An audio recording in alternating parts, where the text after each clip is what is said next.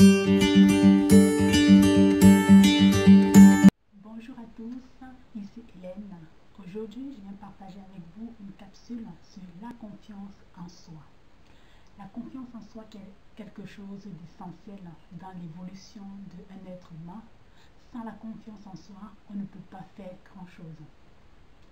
La confiance en soi nous permet de pouvoir réaliser nos rêves, de pouvoir se lancer dans des projets, de pouvoir prendre l'initiative d'aller par exemple parler à une femme qui nous plaît ou un homme bien sûr.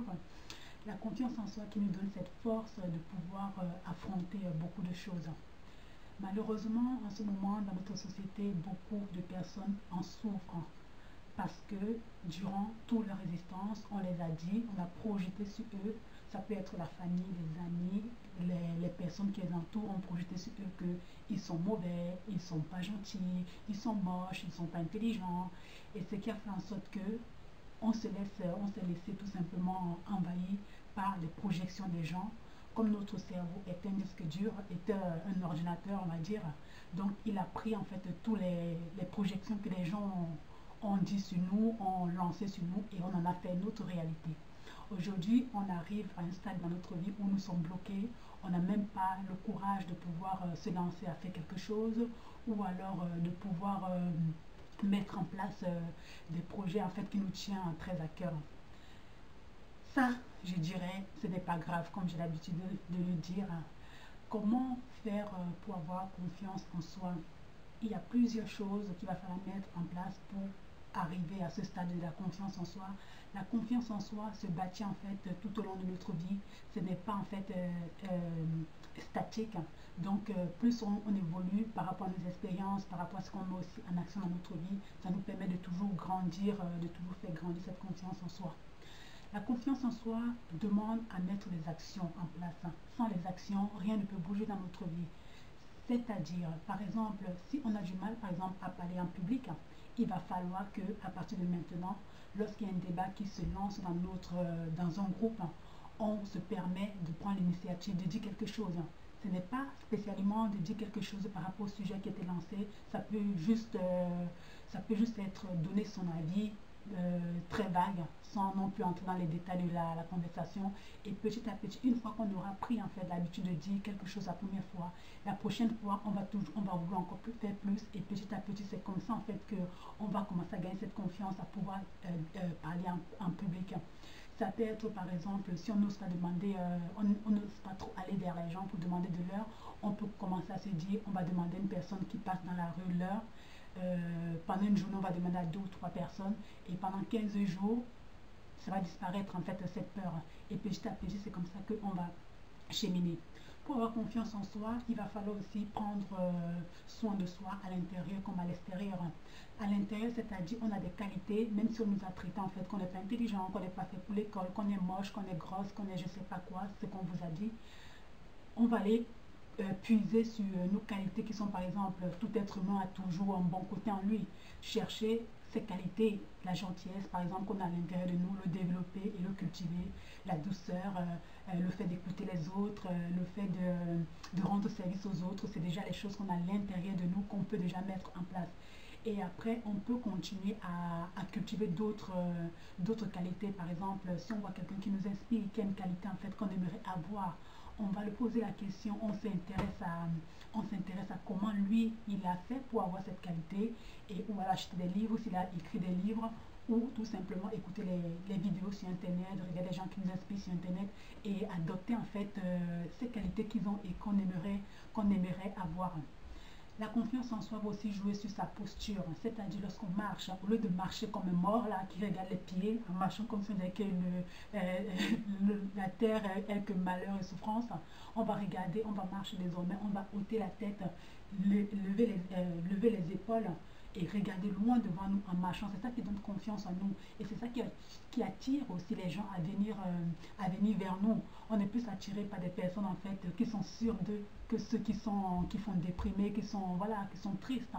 Donc à partir de maintenant, essayez de marcher en regardant droit très loin devant vous au lieu de regarder vos pieds. Lorsque quelqu'un vous parle, regardez la personne dans les yeux. Si vous vous sentez gêné de regarder la personne dans les yeux, Vous pouvez fixer soit son nez, soit le menton ou les oreilles. Comme ça, ça vous met pas mal à l'aise.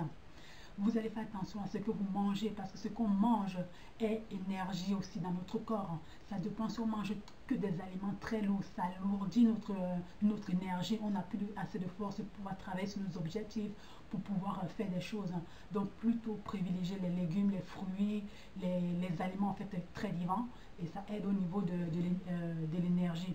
Faire du sport. Du sport, ça permet de ramener de l'énergie en fait pure dans le corps tout en nous éliminant des toxines du corps qui fait du bien et aussi au niveau de la respiration, ça fait du bien. Je dirais aussi, faites-vous une liste d'affirmations positives qui peut être je suis intelligent, je suis quelqu'un de bien, je suis quelqu'un de gentil, j'ai confiance en moi, je peux y arriver, je vais y arriver, je m'aime, ce n'est pas dire je m'aime pour être égocentrique ou être narcissique, je n'en sais rien, ce n'est pas ça. C'est pour en fait travailler cet amour de soi. Parce que si on ne s'aime pas, on ne peut pas aimer les autres. Et pour avoir confiance en soi, il faut s'aimer.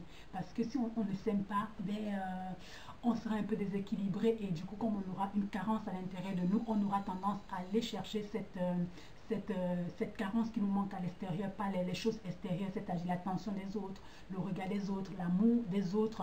Aime-moi, dis-moi que je suis belle, dis-moi ça, je vais aller me faire, comment dire, je vais aller me dire, je vais mettre la crème la plus parfaite du corps, ça va me rendre jeune, c'est comme ça que je vais m'aimer. Non, tout l'amour est déjà à l'intérieur de nous, il suffit juste d'aller un peu puiser à l'intérieur de nous et ça jaillit, tout est déjà à l'intérieur de nous. Donc la confiance en soi, il faut vraiment s'aimer. Je ne dis pas que pour s'aimer, ça va venir du jour au lendemain. Mais c'est petit à petit, c'est tous ces éléments de prendre soin de soi à l'extérieur, bien parler de soi aussi, parce qu'on a tendance à se stigmatiser tout seul, à se détruire en disant oui, je suis mort, je ne sers à rien. Et ça continue à alimenter en fait notre circuit en fait neuronal qui nous garde en fait dans cette emprise de rester toujours à dire oui, je ne suis pas belle, je ne suis pas si.